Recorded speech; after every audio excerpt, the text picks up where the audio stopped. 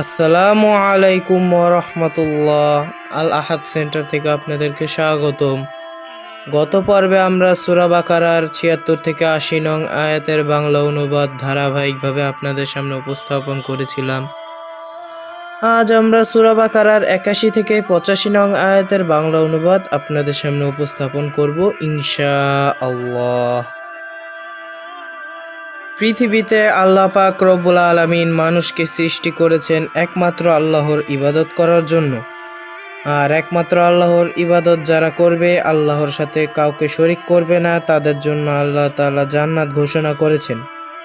অন্যদিকে যারা আল্লাহর সাথে শরিক করবে, তাদের জন্য রয়েছে জাহান্নামের আগুন প্রস্তুত রাখা হয়েছে অনন্তকালের জন্য। যে যার কর্মফল দুনিয়াতে করবে, তার জন্য ওটাই পরকালে অপেক্ষা করছে।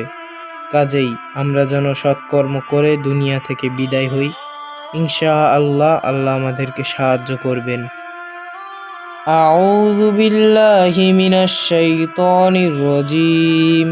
বিসমিল্লাহির রহমানির রহিম। হ্যাঁ, যারা পাপ উপার্জন করে, পাপ যাদেরকে ঘিরে রেখেছে, তারা আগুনের অধিবাসী, তারা তথায় অনন্তকাল বসবাসকারী হবে। যারা বিশ্বাস স্থাপন করেছে এবং ভালো কাজগুলো করেছে, তারা হবে জান্নাতের অধিবাসী, তারা তথায় অনন্তকাল বসবাসকারী হবে।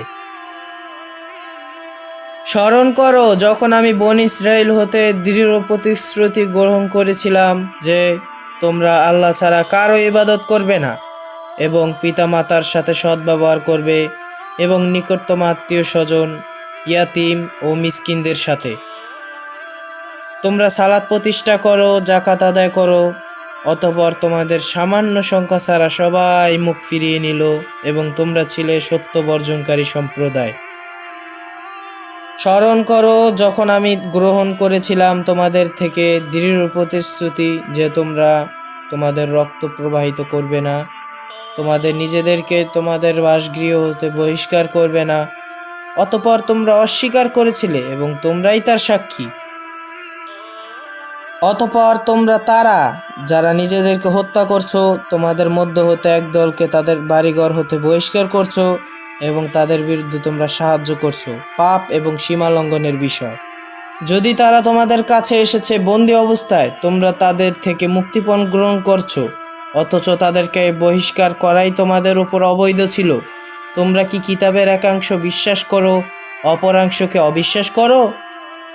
কি শাস্তি তার তোমাদের মধ্য হতে যে কাজ করে, ইহকালে তার অপমান এবং পরকালে ফিরিয়ে আনা হবে তাকে কঠিন শাস্তির নিকটে। তোমরা যা করো তা হতে আল্লাহ গাফেল নন বা অমনোযোগী নন।